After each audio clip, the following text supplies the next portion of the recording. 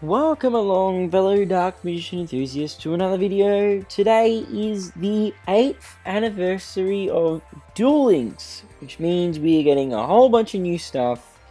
So let's jump right into it. Now, the 8th anniversary campaign, if we go back to here, so there was advance notice about it.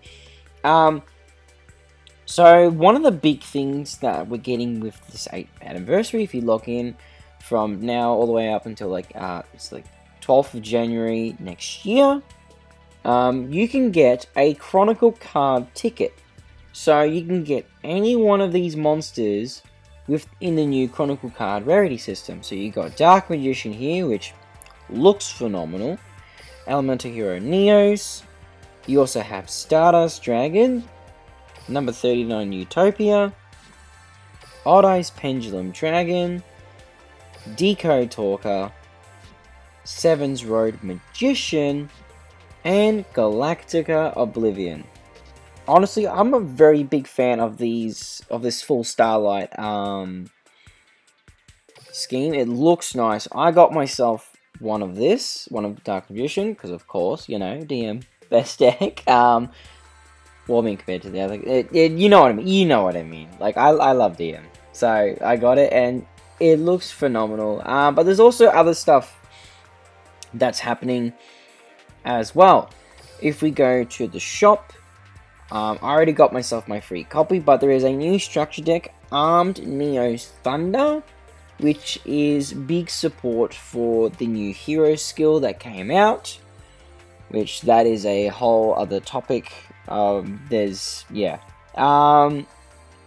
if you're playing against heroes and the new skill, what you need to watch out for, there is Necro Gardener, which is, I don't know if many people are going to run this. So pretty much, so what it says: during your opponent's turn, you banish this card from your graveyard, negate the next attack this turn from a monster your opponent controls. So if you if this is in your graveyard and you activate it like in the draw phase, if they don't negate this, then whichever monster attacks, unless it's unaffected by counter effects, its attack will be negated, which is just pretty good.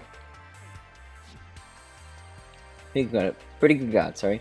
But there's a lot of reprints, cards from a bunch of older boxes. In this structure deck, there's Overfusion, which is a new card. I don't know if anyone's going to be actually using this, but I guess it's a way to help cheat out monsters. There is Crosskeeper, which is going to be a significant boost for heroes. What it is, so you can send this card from your hand or field to the graveyard, special summon one elemental hero monster or neo-spatial monster from your hand or graveyard, but negate its effects if summoned from the graveyard, which is interesting clause, but anyway. If you special summon a Elemental Hero Fusion monster while this card is in your graveyard, except during damage step, of course, you can banish this card, draw 2 cards, then place 1 card from your hand on the bottom of the deck. So it's essentially, it's another Elemental Hero Liquid Soldier, but Elemental Hero Liquid Soldier instead. If you use this card as fusion material, so you have to use Elemental Hero Liquid Soldier specifically as material to get the draw 2, and then you discard 1 card.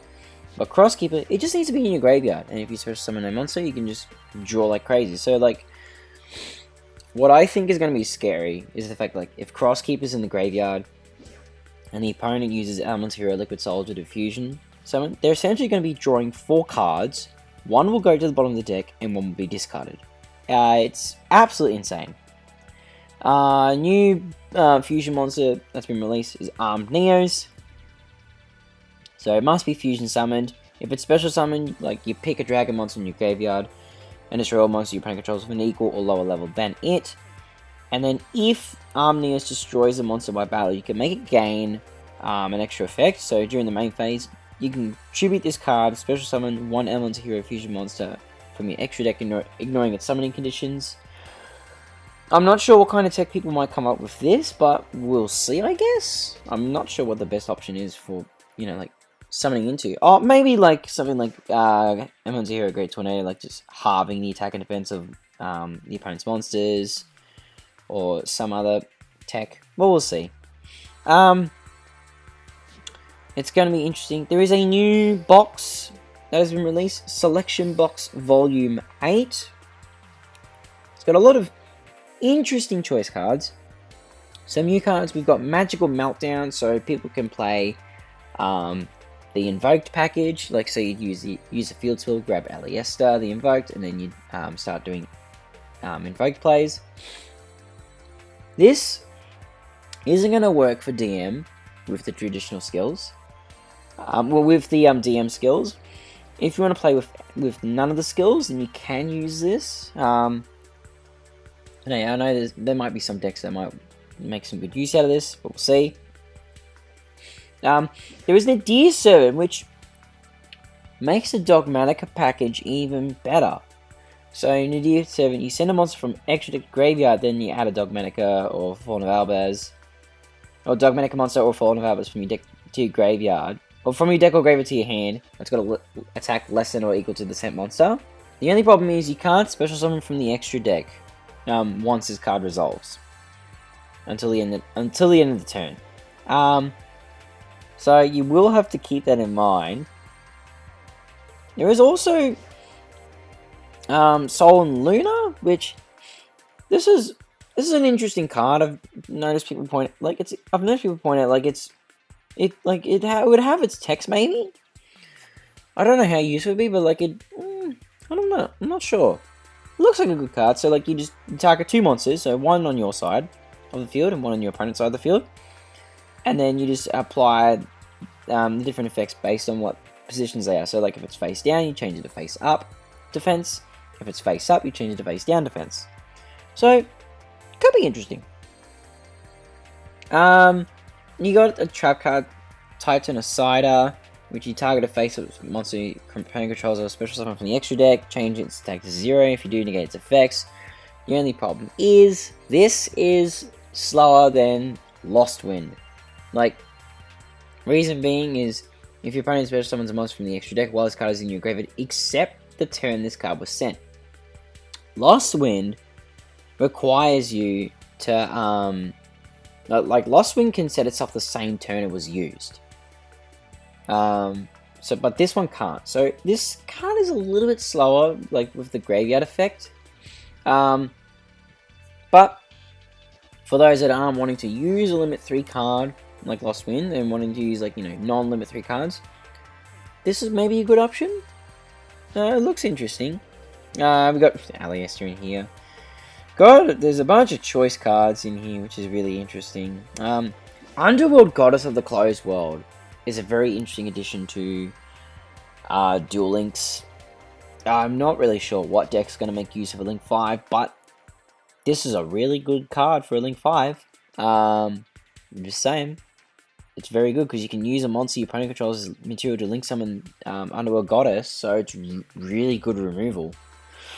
Yeah, it's very interesting stuff. And also got Elder Entity Entis, which this is an D7 target because the main reason, when you send it to the graveyard, you can target a card in the field and destroy it. So like you use an D7, send Elder Entity Entis, then you get the graveyard effect. Excuse me, sorry. So you get a big payoff there. Then there's also, I think there's some new Amazement stuff, but like Amazement's, I guess I haven't really delved into it. Small World, I honestly don't know what deck's going to be using this. Because like it's a good searcher, I guess. Like you bridge monsters, or you bridge monsters to find a monster of your choice. I haven't really used it before, but get out of here, game mode. But yeah, that's that. And then there's also, where is it? Rescue Cat. So I'm guessing this would be like something good for like Gladiator Beast maybe, like, or any decks that's like dependent on beasts, like Tri-Brigade. This is going to be interesting. This is interesting stuff, but I honestly don't know. I might go for the D7 card because, like, it's going to help boost my Dogmatica package. I've been looking to get full on Dogmatica package and hopefully, dabble in the Dogmatica stuff for DM. Maybe. I'm not sure how much use I'm going to get out of it, but because it is limited 3, but we'll see. We'll see what happens, what I can come up with, hopefully, but I know as of this moment, Bane of Darkness DM is the stronger deck to play. Before we get into that, first, they've added new customization options for like the home backgrounds. So like this stuff, so if I have a look at it, so when you set up a background, you can pick this. So Duel Academy, which looks cool. Then you got also like the stadium from Yu-Gi-Oh! GX, and then you've also got the forest that shows up in Yu-Gi-Oh! GX. So if you're looking to get a new home background, you can get that. Also new sleeves and stuff, which that's not too much of a bother. If we get to the 8th anniversary campaign, the reason I was saying Bane of Darkness is the best. Heroes now have Rainbow Neos. So the new skill like helps like promote Rainbow Neos, and it's quite powerful. Once per turn, you activate one of these effects. If you want to shuffle all monsters your opponent controls into the deck, you just send a monster you control to the graveyard. If you want to shuffle all spells and traps the opponent controls into the graveyard, you send a spell and trap card you control. Or if you want to shuffle your opponent's entire graveyard into the deck, you just send a card from the top of your deck to the graveyard. Rainbow Neos is very, very powerful. And the new skill facilitates an easy way to fusion summon this. So realistically, like if you're playing DM, if you cannot stop this fusion summon, or you can't get rid of Rainbow Neos in time, like if you can't get rid of pardon me, sorry, can't speak for some reason. If you can't get rid of Rainbow Neos before it activates its effect, then you're pretty well screwed. Whereas like your opponent can just shuffle all your monsters into the deck and then just clear away for OTK. Yeah, insane stuff.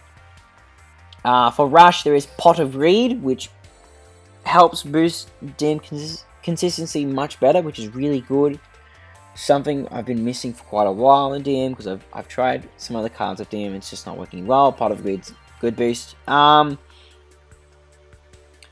then, yeah, you can do a bunch of missions, or you'll get a bunch of free stuff. You'll be able to do some missions to get some gems and some other stuff as well. And if you log in through 10 days, up until next year, you can get all these different items. You can get dream tickets, you can get chronicle card processing items. It's really, really cool. Oh, these are the missions here.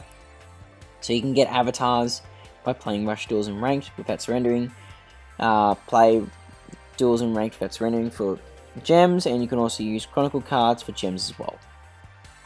So that is 8th anniversary in a nutshell. Are you guys going to be playing this format? What are you guys going to be playing? Let me know in the comments below, and I'd like to see what you guys are cooking, because you know, if we can all like find new ways to play DM, like make it a lot stronger, then you know we can push the deck to new heights. But we're just gonna have to wait and see. And hopefully this year, Konami will give us more of our DM support, but we'll wait and see what happens. With that being said, thank you very much for watching, and I'll see you all next time.